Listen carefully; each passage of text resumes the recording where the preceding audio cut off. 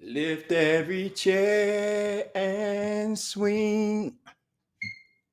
Hey, what's up, y'all? When y'all get here? Good to see y'all. Wait, give me a second. Let me get myself together here. All right. It's been a long day. I deserve this. All right. How y'all been? Whew. God, time is flying. It's that time again. Yeah, but I love these moments. Hope you do too. Cheers. Let's get this going. All right, Lions fans. It's that time again for You got to be lying. history moment. I love these. Boy, I love these. Hey, did y'all know did y'all notice my jersey? A little different, ain't it? Yep. Look at all these numbers right here. I bet these numbers mean something to you. You know, one of these numbers means something to you about a favorite player, probably of yours, a great player. Look at these numbers. 1, 20, 34, 22. What do it mean to you? Today we're gonna talk about this one though. 2-0.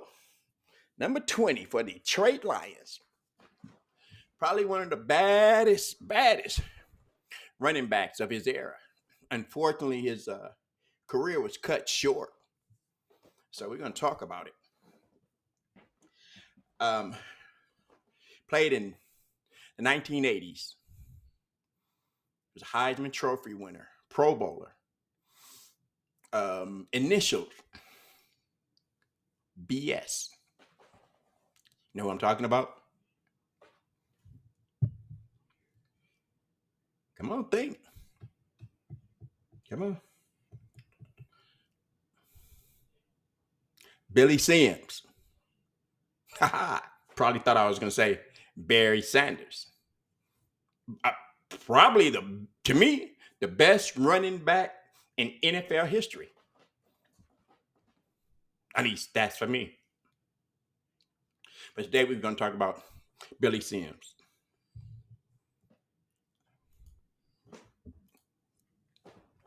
Let's look at this.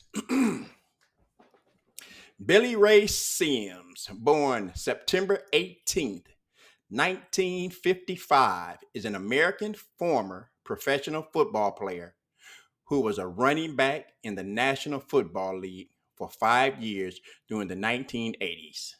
Sims played college football for the University of Oklahoma, where he was a two-time consensus All-American and won the Heisman Trophy in 1978.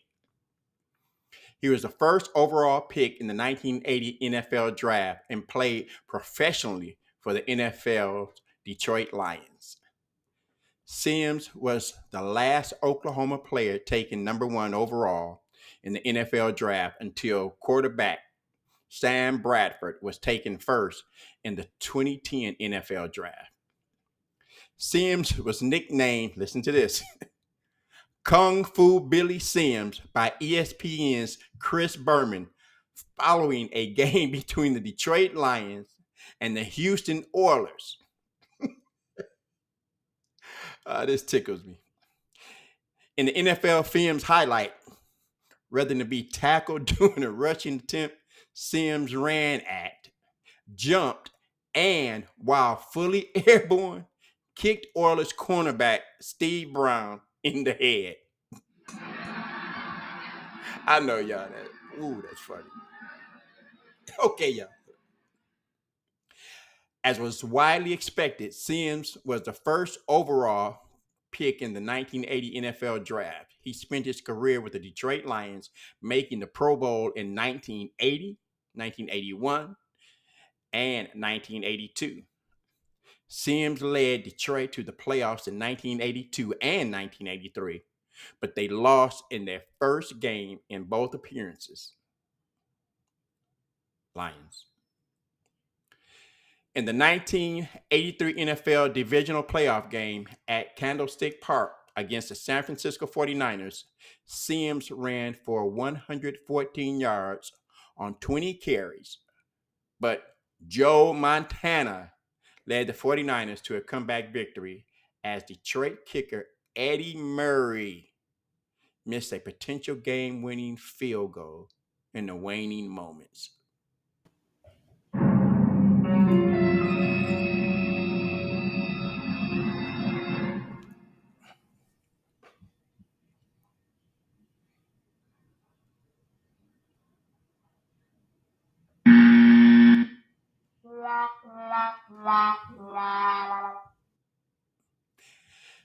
In 1983, Sims' agent, Jerry Argovitz, took control of a USFL expansion franchise, the Houston Gamblers. On July 1, 1983, while seeking a new pack from the Lions, Sims secretly signed a 5-year, $3.5 million contract with the Gamblers in December. He also signed a new 5-year, $4.5 million contract extension with Detroit. The matter would wind up in court, and on February 10th, 1984, a federal judge voided the Houston pact, sending Sims back to Detroit. Sims' career ultimately ended midway through the 1984 season when he suffered a catastrophic right knee injury in a game against the Minnesota Vikings on October 21st. In that game, Sims set the all-time Lions rushing record, now held by Barry Sanders, with 5,106 yards on 1,131 carries, or 4.5 yards per carry. Sims also caught 186 passes for 2,072 yards, 11.1 yards per catch. He spent 2 years attempting to rehabilitate his knee before finally retiring in 1986. In 1988, 4 years after the knee injury that forced his retirement, Sims announced he was attempting a comeback with the Lions for the 1989 season, which would be Sanders' rookie year. He told Detroit Free Press columnist Mitch Albom that he was as fit as he was in 1983.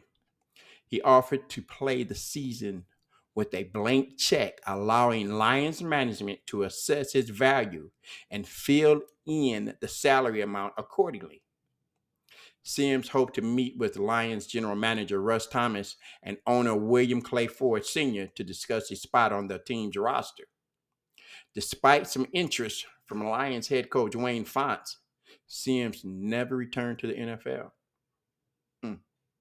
That's sad. Cheers. Y'all want to see some highlights? Take a look.